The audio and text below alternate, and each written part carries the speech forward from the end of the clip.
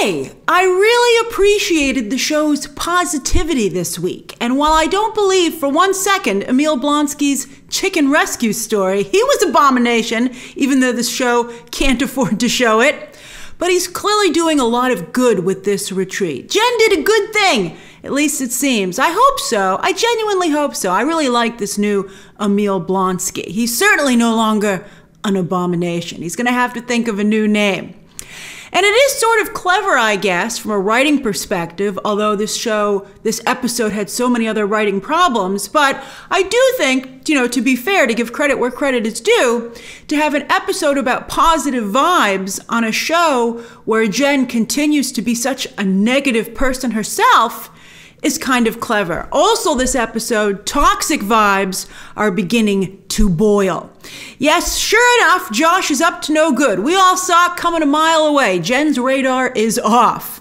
We'll talk about that. I do think that she continues to refuse to accept the fact that her life has changed. And so she puts herself in unnecessarily risky situations. Anyway, he's working with Hulk King to get Jen's blood. Although, I think there should have been a follow-up text from Hulk King being like, did you already get the blood, right? When she was asleep as Jen, but wouldn't she feel that? Or did you slip her something? Which is very adult for a Disney Plus show. Anyway, is it more that the plan to get her blood is coming along? And why did he copy her phone? I guess because they're still, mid-plan. I guess we'll find this all out. But again, when it's all about blood, not to see him actually get the blood, you're like, so did you get the blood or not? Emojis aren't going to cut it, man. And so also, though, I do like that the show continues to address some very real life issues, not just for women, for everyone. Like letting someone who's, pretty much a stranger, how much do you really know someone after 3 dates? Some people get married and hardly know their partner. But how much do you know someone after 3 dates and you let them sleep over and really let your guard down? Forget cuddling. I don't care what Hollywood says. Send the other person home and lock your door. This betrayal, though, is really going to mess Jen up, considering her self-esteem is already in the dumpster. But it also underscores, as I said, how dangerous it is for her not to take her new situation seriously. She's a Hulk. She needs to stop pretending that she's still a regular person. But as I said, really, everyone should be suspicious of their dates. Didn't she Google Josh? Didn't she do an identity check? Why didn't Nikki? Where's Nikki? Nikki really dropped the ball here. All right, now speaking of Josh, as you know, I also suspect that he was that masked member of the Wrecking Crew, Thunderball, but that's credited as a different actor here. But anyway, if Hulk King hired the Wrecking Crew, who remember, were after Jen's blood, I loved aspirational vampire Saracen bringing up her blood for his own reasons. That was a good way to remind the audience.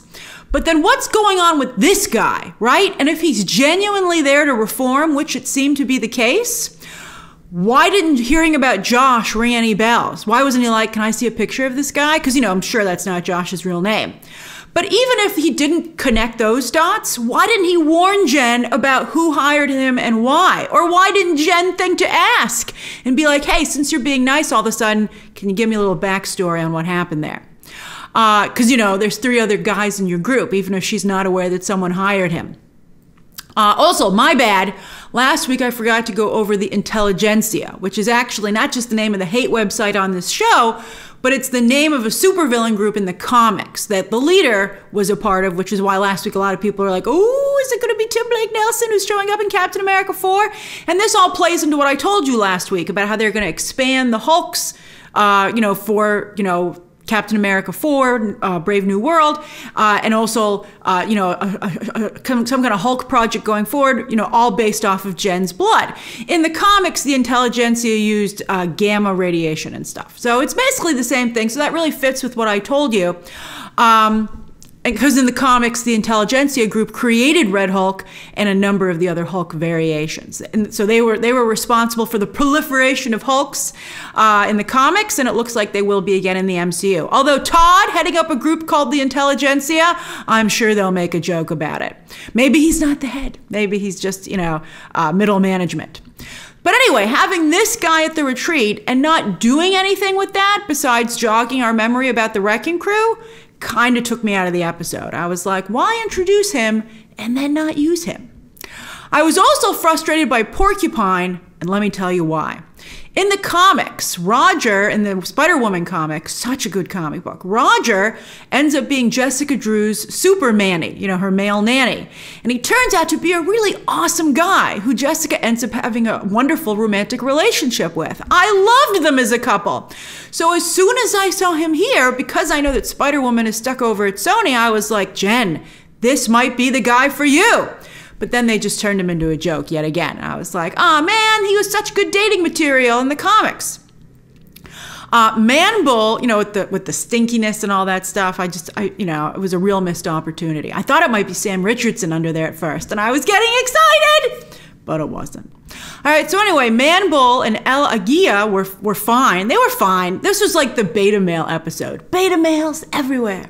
And I loved El Aguila's sword, but one time the show could afford to light it up. I was like, that is awesome. They're like, yep, hope you enjoyed it. And again, they couldn't have one Abomination appearance even, not just one.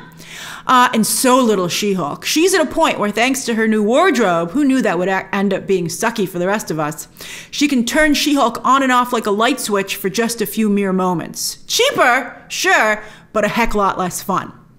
But what I think really made this episode, interestingly, were Tim Roth's positive vibes. They were just so great. They came out of the TV and made me happy. By the way, where were his 7 wives who paid for this property? Again, the writing is just so unforgivably sloppy. But I just really enjoyed being in his presence. He made me feel good. You know, not good enough to be wife number 8, but I liked the dude. I was like, oh, he's awesome. And I thought he was actually giving out really good advice. Did he study therapy in prison? I mean, they said he was helping other people in prison. That was part of his parole hearing. But I would have loved it if he had officially studied therapy and become a licensed therapist. That would have been great. He was a much needed counter, as I also said, to Jen's negative vibes. I loved when he said to her, I think you need a day without Wi-Fi. I was like, this guy's great. And on that note, I felt really bad how she handled the Josh situation. It was tough to watch. I really love Tatiana Maslany as She-Hulk, but they're making it hard. I mean, they're making her a character who's difficult to root for. I was right with the group that she handled the texting spectacularly poorly. I'm like, people have awkward social skills, but this was like she'd never heard of texting. I mean, like, she's a full-grown adult. It's shocking that she'd made these mistakes.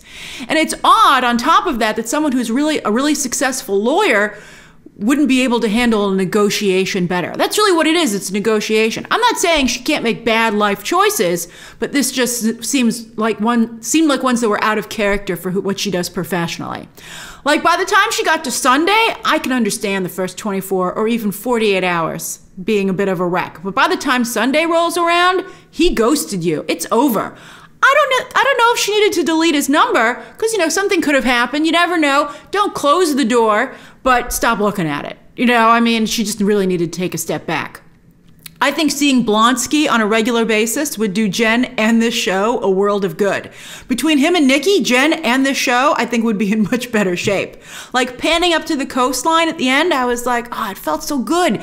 And also, it was such a refreshing change of pace from other Marvel content. Again, they don't use the LA location enough.